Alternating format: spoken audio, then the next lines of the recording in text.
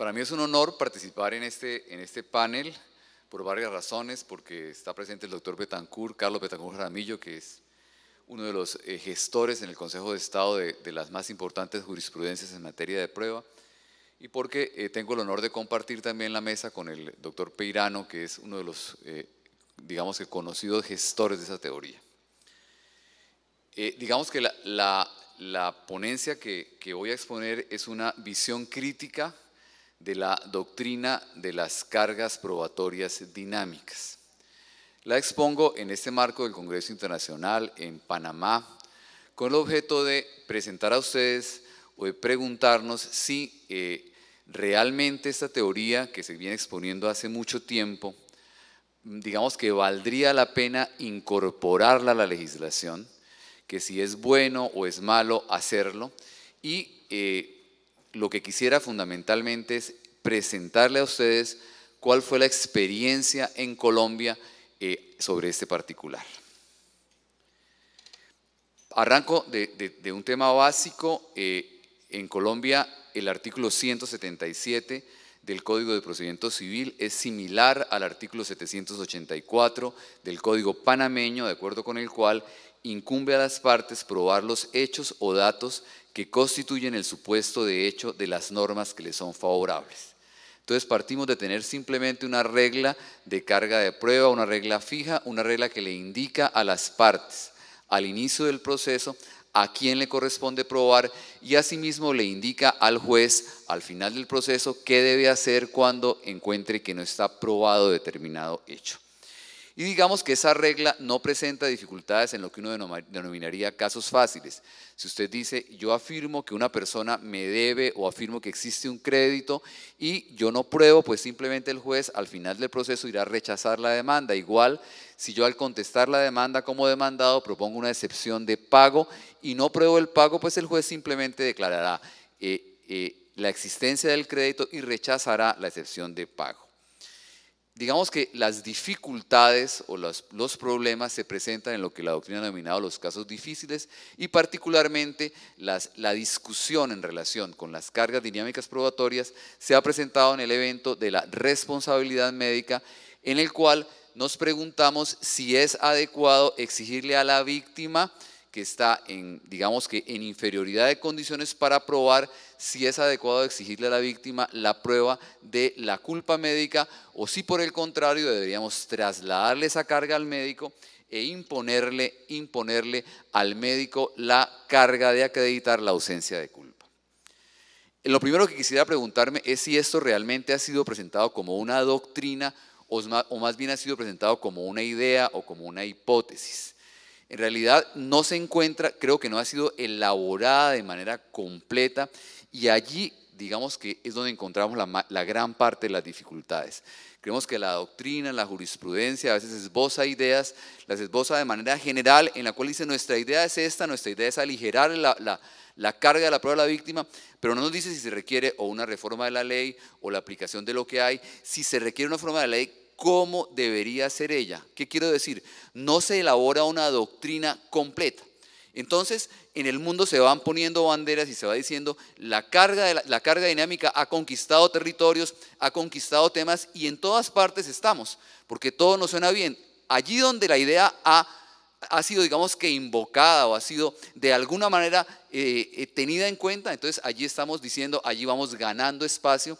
Y realmente lo que sentimos los justiciables es que a veces se olvida lo más importante del proceso, y es que hay que definir si en realidad las reformas procesales son adecuadas, y para hacerlo, repito, hay que formular una doctrina completa. Y lo primero que hay que preguntarnos es si se trata de un tema de lege data o de lege ferenda. ¿Qué quiero decir con lo anterior? Quiero preguntarme simplemente si esto requiere o no requiere una reforma legislativa. Si se puede aplicar la teoría con la legislación vigente, como lo ha hecho alguna parte de la jurisprudencia, o si requerimos modificarlo. Ahora, si se requiere una reforma legislativa, habría que preguntarnos cuál es el contenido de la reforma legislativa, y otro punto muy importante en el que creo que tampoco se ha desarrollado la teoría es cuál es realmente el fundamento teórico de esa teoría. ¿Qué se ha dicho o qué dicen, qué se ha señalado por los que sostienen la teoría de las cargas dinámicas? Uno, que el contenido es simplemente hablar de un movimiento. Entonces, nos la presentan gráficamente diciendo la carga es dinámica porque se desplaza de un extremo del proceso a otro extremo. Ese es el dinamismo de la carga. Cuando en realidad lo que hay que preguntarnos, si la denomináramos bien, es si una regla puede ser flexible. Y allí empiezo a hablar de contradicciones. O sea, yo puedo establecer una regla en el proceso que sea flexible. Puedo decirle al juez, usted discrecionalmente señale a quién le corresponde probar, o las reglas procesales deben ser fijas. Y ahí obviamente hay una discusión política muy de fondo. Quienes creemos que el proceso debe ser una garantía para el juez, pues estamos estimando que las reglas deben ser reglas que me deben indicar a mí cómo debo obrar y que me deben claramente saber cómo debe obrar el juez. ¿Para qué? Para evitar la arbitrariedad. Esas son las reglas y creo que sería contradictorio hablar de reglas flexibles. Dos, funciona en legislaciones que tienen una regla estática como la colombiana y la panameña. Señalan los que promueven la teoría que esta es una regla excepcional y en eso son, digamos que comunes todas las afirmaciones. Dice, la regla de inversión de carga de prueba, la doctrina, es excepcional, quiere decir, no funciona para todos los casos ni para todos los hechos. Pero aquí ya hay otro tema que nos debe llamar la atención en la reflexión. Para todos los casos, para todos los eventos.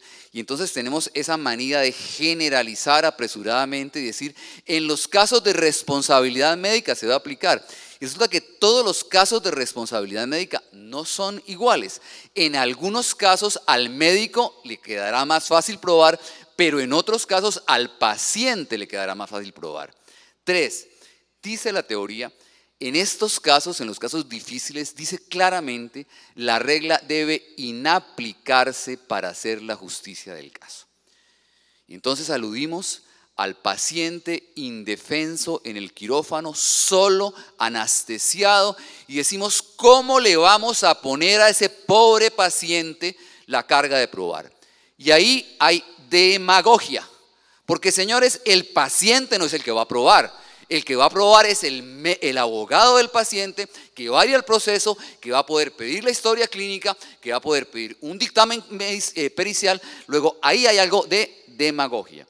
Segundo, no me parece que sea responsable promulgar o promover una teoría en que usted le dice al juez inaplique una regla de derecho. No.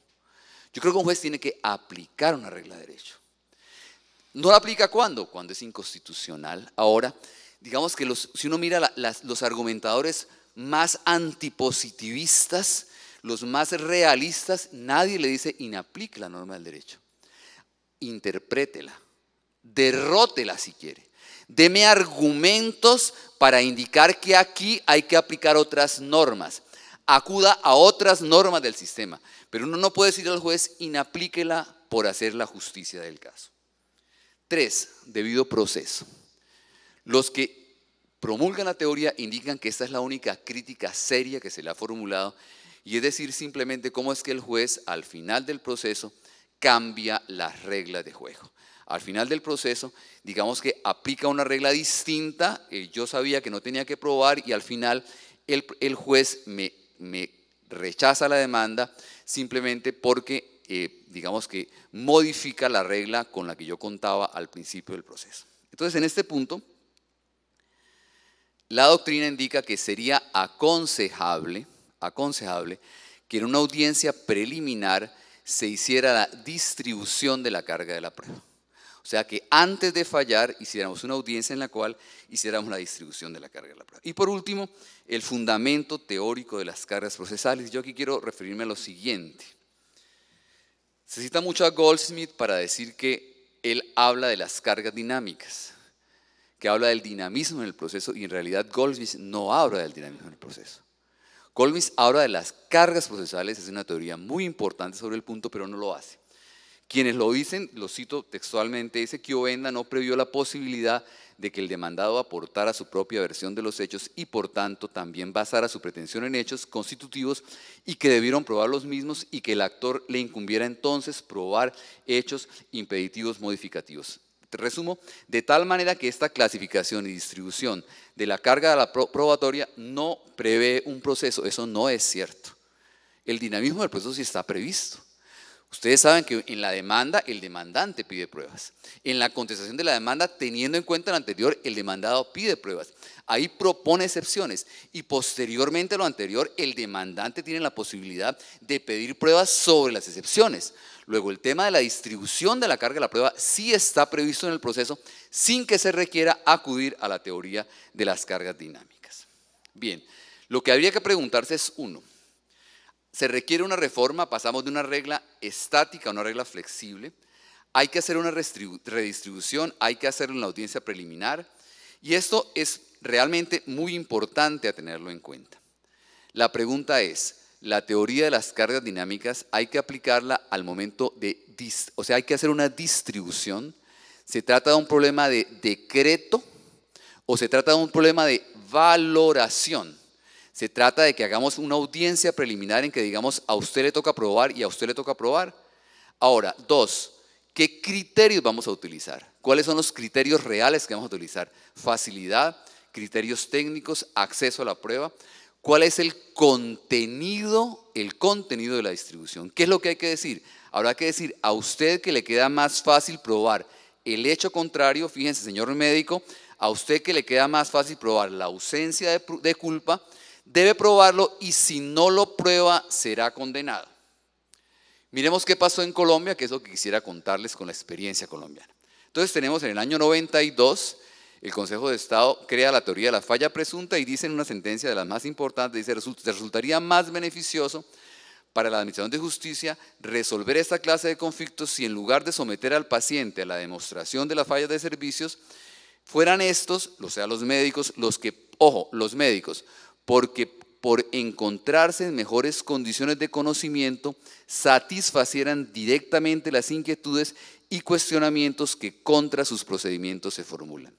A partir de esa tesis, el Consejo de Estado crea la doctrina de la falla presunta, en la cual se dice, no es a la víctima a la que le toca probar la culpa médica, sino es a la entidad médica a la que le toca probar la ausencia de culpa. Esto obviamente produce una sorpresa en las entidades médicas. Hay muchas entidades médicas que resultan condenadas sin conocer esta jurisprudencia. Pero digamos que lo importante es qué ocurre después de formulada. Las entidades van al proceso, explican lo que está ocurriendo.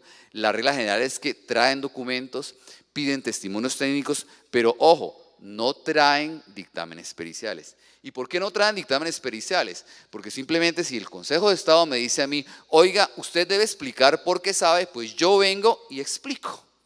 Y entonces, ¿qué le dice el Consejo de Estado en ese momento? El Consejo de Estado le dice, oiga, no es suficiente su explicación. ¿Por qué? Porque usted es parte. Y yo no le puedo creer a usted, médico, que obviamente va a decir, yo obré maravillosamente, no le puedo creer su versión. Entonces le dice, usted tiene que traer un dictamen pericial. Y mire lo que dice el Consejo de Estado en el 95. Esta afirmación técnica de la del médico está huérfana de pruebas en el expediente, pues ella no es, como se afirma en el recurso, de público conocimiento, todo lo contrario, requiere un dictamen que implica conocimientos que debió ser solicitado por la demandada para acreditar dichas afirmaciones, lo cual es absurdo. Fíjense ustedes, si primero le decimos, señor médico, usted que sabe, venga y explique, después le decimos, oiga, usted tiene que traer un dictamen pericial. Entonces la pregunta es, ¿cuál es la diferencia entre el demandante, la víctima, y el demandado para pedir un dictamen pericial? No puede, igual como le dicen al médico, pídalo, no puede pedirlo el demandante. Y aquí tal vez voy adelantando la conclusión más importante. Es mucho mejor que la víctima pida un dictamen para probar la culpa médica, a que sea el médico el que trae el dictamen probando la ausencia de culpa. Porque cuando le decimos a la víctima, oiga, usted no tiene que probar, entonces es el médico el que viene y trae el dictamen y pide el dictamen dirigido ¿a qué? A acreditar la ausencia de culpa. Y le toca a la víctima controvertirla. Eso genera que el Consejo de Estado haga una evolución posterior, que revise la teoría y finalmente, en abril de 2006, el Consejo de Estado recoge la teoría. Y dice, esta teoría no se puede aplicar porque implicaría sorprender a las partes atribuyendo los efectos de las deficiencias probatorias con fundamento, simplemente lo dice el Código, en una regla diferente a la prevista en el artículo 177 del Código Civil. del Código de Procedimiento Civil. Fíjense lo malo que es decirle al juez, oiga, inaplique una norma. No. Si usted hace una jurisprudencia derrotando la norma, legitimando por qué hay que aplicar otra regla, esa jurisprudencia se sostiene. Pero si simplemente usted dice, oiga, inaplíquela porque es la justicia del caso concreto, pues simplemente el juez posterior va a decir, oiga, apliquémosla porque es una norma de orden público. Entonces, ahí hay una ilegitimidad que nos hace, repito, volver a la jurisprudencia anterior. Y aquí, ¿qué ocurre? Las víctimas son las sorprendidas. Entonces, las víctimas que no habían traído pruebas empiezan a perder los procesos. El Consejo de Estado colombiano finalmente acoge una teoría que es adecuada y es decir, simplemente no vamos a aplicar la carga de la prueba, no vamos a invertir la carga de la prueba, pero vamos a darle un valor muy importante al indicio en materia probatoria. Vamos a decir, óigame, es cierto que a la víctima le corresponde probar, pero el juez, en una teoría como la colombiana, como la panameña, que tiene libertad de apreciación, debe apreciar los indicios, debe tener en cuenta, obviamente, si la entidad médica no aporta la historia clínica, si la aporta incompleta. El Consejo de Estado ha dicho en este punto, en la historia clínica los silencios hablan. El médico está obligado a escribir lo que está pasando. Si el médico omite realizar determinadas anotaciones en la historia, pues de ahí podemos deducir y no estamos exigiendo una prueba directa que diga, oiga, dictamen pericial, hubo una falla médica, sino que esa falla médica se puede deducir, repito, de distintas normas y en ese evento sí vamos a tener en cuenta, obviamente, que al médico le queda más fácil explicar y al demandante le queda difícil hacerlo y esa es una circunstancia que se va a tener en cuenta simplemente para apreciar, pero no para invertir. ¿Cómo quedó la reforma en el código? Y aquí le repito, esa jurisprudencia me parece que no sería muy aplicable. ¿Y qué pasó? ¿Qué pasó con la reforma? Y es lo que quiero mirarlo concretamente. Leo el texto de la reforma. El artículo 167 dice lo mismo, incumbe a las partes probar el supuesto de hecho, o sea, conservamos como regla general la carga de la prueba. Y en la segunda parte se dice, no obstante, según las particularidades del caso, el juez podrá de oficio o a petición de parte distribuir la carga de decretar pruebas durante su práctica en cualquier momento del proceso antes de fallar, exigiendo probar determinado hecho a la parte que se encuentre en situación más favorable para aportar las evidencias o esclarecer los hechos controvertidos. La parte se considerará en mejor posición para probar en virtud de su cercanía con el material probatorio, por tener en su poder el objeto de prueba, por circunstancias técnicas especiales, por haber intervenido directamente en los hechos que dieron lugar al litigio o por el estado de indefensión o de incapacidad en la cual se encuentre la contraparte, entre otras circunstancias. Cuando el juez adopte la decisión, que será susceptible de recurso, otorgará a la parte el correspondiente término necesario para aportar o solicitar la respectiva prueba, la cual se someterá a las reglas de contradicción previstas en el código. Una norma muy larga que la resumimos aquí. 1. Entonces, digamos que se adoptó y esta sería una total muestra de dónde se adopta la teoría o la idea de las cargas dinámicas. El problema es mirarlo si en la práctica está bien adoptada, si en la práctica eso va a generar buenos efectos, ¿qué es lo que hay que mirar? 1. Momento, fíjense. ¿En qué momento? En cualquier momento. Decreto durante la práctica, en cualquier momento antes de fallar. Puede ser el momento de decretar, podría ser el momento de admitir la demanda. 2. La iniciativa, que es algo muy complicado, dice puede ser del juez o a petición de parte. Eso va a generar que las partes le pidan al juez en cualquier momento, oiga, señor juez, redistribúyame la carga de pruebas, en una decisión que es recurrible. Y ojo, estamos dentro de un sistema oral en que tenemos que avanzar y esto va a suspender. 3. Criterio. Situación más favorable, da una cantidad de criterios y finalmente dice en otras circunstancias similares. O sea, cuando el juez considere más conveniente redistribuirla. Y lo importante, ¿cuál es el contenido de la carga? ¿Qué es lo que ordena el juez cuando distribuye la carga? Porque es que hay que entrar a temas concretos, dejar de atalar de ideas y decir, ¿qué es lo que vamos a hacer? ¿Qué es lo que ordena el juez? El juez ordena, dice, el juez debe exige probar determinado hecho y le da un término adicional al demandado. Pensemos en el tema médico. ¿Qué es lo que le exige probar? ¿Le va a exigir que pruebe la culpa médica? Obvio que no. Le va a exigir que pruebe la ausencia de culpa y le va a dar un término adicional para que lo pruebe. Y ahí empiezo a preguntarme, ¿eso favorece a las víctimas? Vamos a mirar en la práctica, ¿cierto? Ahora, la pregunta es, cuando digo qué se le pide al señor, al demandado que pruebe. Se le dice, pruebe el hecho, ¿y cuál va a probar? Va a probar, repito, el hecho que le favorece. Porque ese cuento de que las partes deben colaborar con la búsqueda de verdad es un cuento. Es un cuento que no se puede sostener en la realidad. Los abogados, como lo dice Nieto en esta cita que hago aquí, están buscando la justicia de su cliente. Cuando un cliente contrata a un abogado, no le dice nunca, oiga, busque las pruebas de la contraparte. Le dice, sea leal, sea serio, pero no le dice ni busque la justicia del caso, ni busque lo anterior. Yo me pregunto, si uno le dijera al cliente que le llega a la oficina, oiga señor, yo le advierto que yo soy un abogado que persigue la justicia y que si me toca buscar pruebas para favorecer a la contraparte, yo lo haré. Seguramente el cliente le va a decir, doctor, muchas gracias, muy querido, y busca otro abogado, ¿de acuerdo? Entonces hay que ser realistas en las teorías, y el realismo no es lo anterior. Lo que se le puede pedir a la parte, si ustedes lo buscan, yo busqué en el Código Panameño, si obrar con lealtad implica buscar pruebas que favorezcan a la contraparte, y en ninguna parte lo dice. El Código Panameño dice, no hacer actos que impliquen dilación, no obstruir la prueba. Obvio, eso es obrar con lealtad, pero no es buscar pruebas distintas.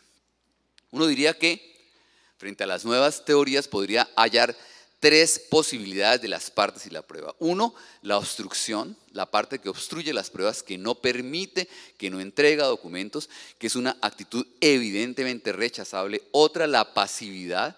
Yo confío en que quien debe probar los hechos es la contraparte y formulo una pretensión contra ella. Tres, la colaboración, solidaridad, en la cual yo no creo.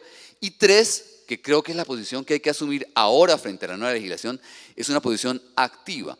Pero activa frente a ¿qué? A probar sus propios hechos, a probar su propia versión, no a probar la versión de la contraparte como se sostiene cuando se habla de colaboración. Quisiera comparar lo que ocurrió con la Ley de Enjuiciamiento Civil española y con la norma que lo consagra.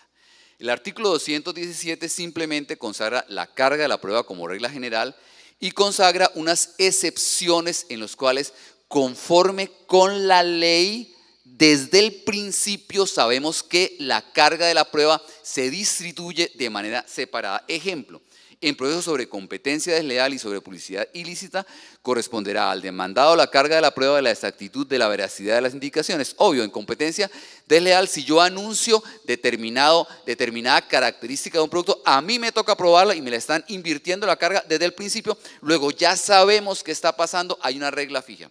Y dice la Ley de Enjuiciamiento Civil, para la aplicación de lo dispuesto en los apartados anteriores de este artículo, el tribunal deberá tener presente la disponibilidad y facilidad probatoria que corresponde a cada una de las partes en el proceso. Eso no significa invertir la carga de la prueba.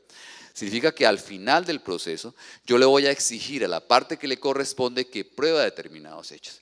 Y voy a hacer una exigencia probatoria, pero obviamente, y aquí vuelvo a citar al Consejo de Estado, obviamente esa exigencia no puede ser diabólica. Yo tengo que exigirle adecuadamente y tener en cuenta las circunstancias del caso.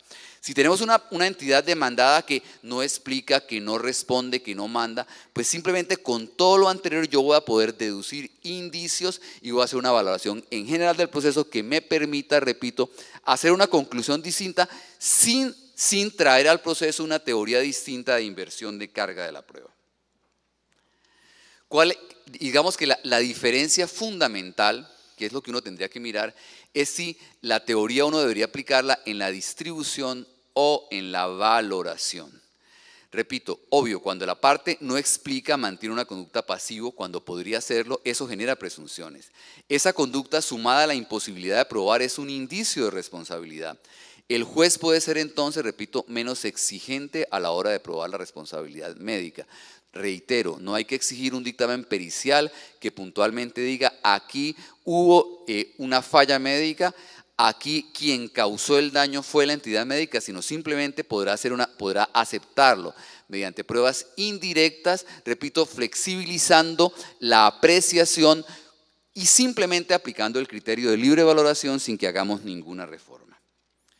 Cuando se habla del mantenimiento de la normatividad, que es lo que estamos proponiendo, es mantengan la normatividad, no se metan en reformas, no hagan reformas a la ley ni reformas a la jurisprudencia, uno podría sacar los siguientes sustentos teóricos. Uno del mismo Goldsmith, dice Goldsmith, las cargas procesales son perfectas o menos perfectas según que su incumplimiento traiga forzosamente aparejados determinados perjuicios o pueda traerlos. Fíjense, hay cargas perfectas.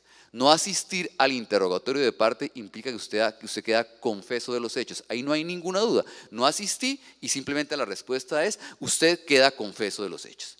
Fíjense, no aportar la prueba. Aquí no se trata de aportar la prueba de un hecho, se trata de intentar probar determinados hechos. Uno hablaría más de una obligación de medios que de una obligación de resultado. Haga, señor demandante, todo el esfuerzo por probar. Y eso no trae una conducta, no trae, como dice Goldsmith, no trae aparejado determinado perjuicio en forma concreta. El hecho de que usted no haya logrado totalmente cumplir la carga no implica que usted tenga sentencia desfavorable, sino que va a implicar una apreciación del juez. 2, probar un hecho no es decir que hay una sola verdad. Probar un hecho es intentar convencer al juez de una afirmación. Los supuestos fácticos no son hechos. Cuando uno habla de causalidad, cuando uno dice la actividad médica causó el daño y cuando dice el médico tuvo culpa, estamos hablando de un concepto y hay que convencer al juez. Ahí no hay una verdad de negro o de blanco. Habría que pensar en dictámenes periciales donde hablamos de negro o de blanco, científicos, donde decimos esto es cobre o es oro. Y eso cada vez es más dudoso. El libro de la doctora Virginia Pardo nos lo explica perfectamente. Hoy hablar de dictámenes de comprobación y dictámenes de valoración es un tema bastante difícil de distinguir.